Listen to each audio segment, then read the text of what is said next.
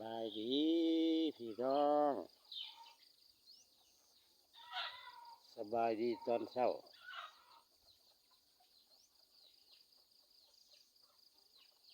ก็กลับไปเตื่อยคนบ้านนาอีกแล้วพี่น้องบรรยากาศน้ำเช้าๆของทุ่งนาเนาะ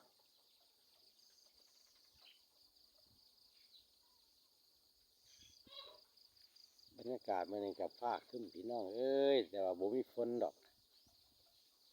อยู่แถวซิโนเมืองอุทุมพรนะเนาะบ้านไส้อุดมหน้าพอเตือนนี่ก็ออกมาทางชานเมืองกับบ่ไกลเนาะแต่หน้าเข้าไปกับประมาณกิโล1 กิโลเมตร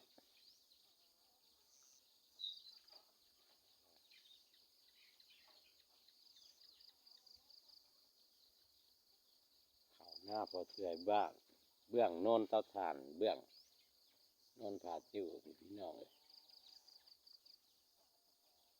มั่งหน้ากะยังบ่อนะปันใดฝนบ่ตกหลายวันแล้วก็น้ำบกพี่น้องเอ้ย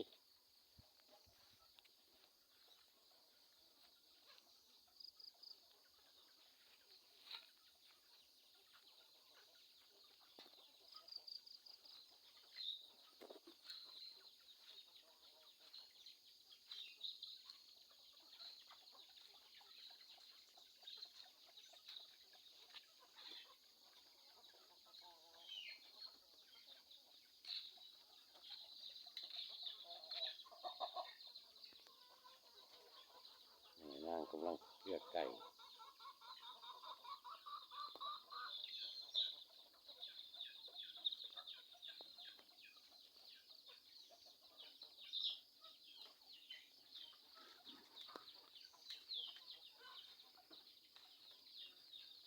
เลี้ยงลูกพอเตือนมาบวบแถวนี่เป็นหมากเก็บกินแต่ว่าแพ้ไก่พี่น้องตัวนี้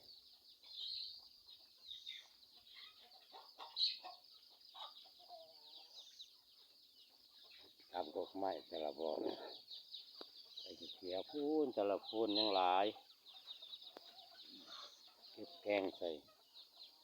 ปูใส่ปลาแกงใส่หน่อไม้เก็บรวมสุกพักจะได้พี่น้องเอ้ย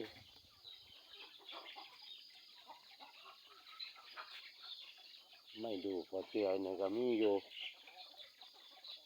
บ่ฮอด10 ลำเนาะพี่น้องนะหักบ่ใหญ่มันกระเทิน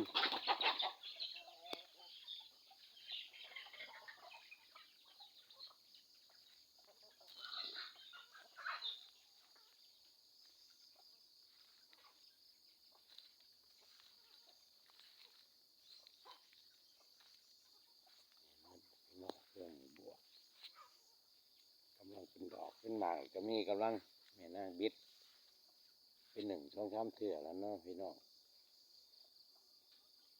เบื้องโพนเทิงผูกก็มีบวกภาพน้องไว้ผูกก็มี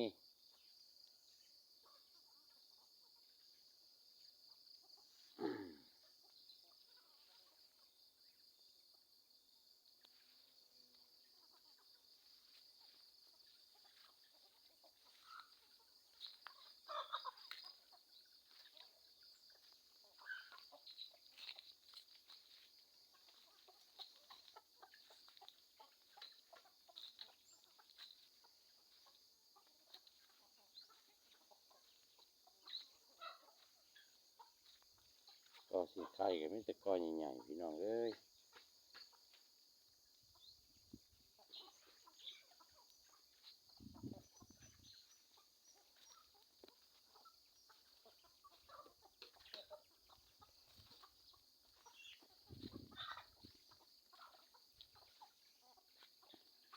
ไก่ก็เตือนมันแม่นางเป็นขังไก่เข่าถอกจังหน่อยนี่ก็ได้ขังหมาแล้วพี่น้องเอ้ย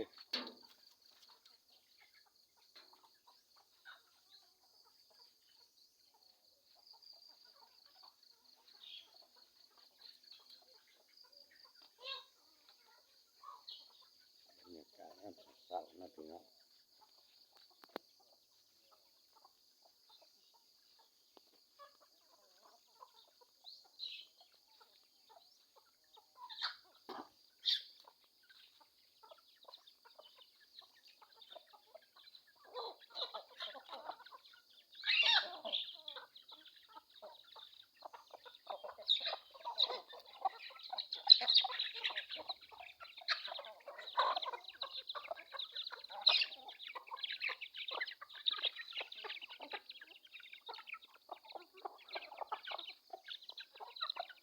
เป็นไก่ต่อพี่น้องเลย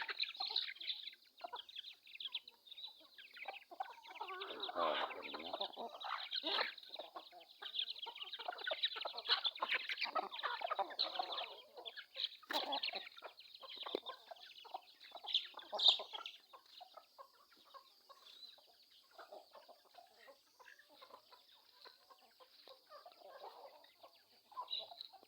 บรรยากาศยามเช้าๆก็สำนี้แหละเนาะพี่น้องเนาะ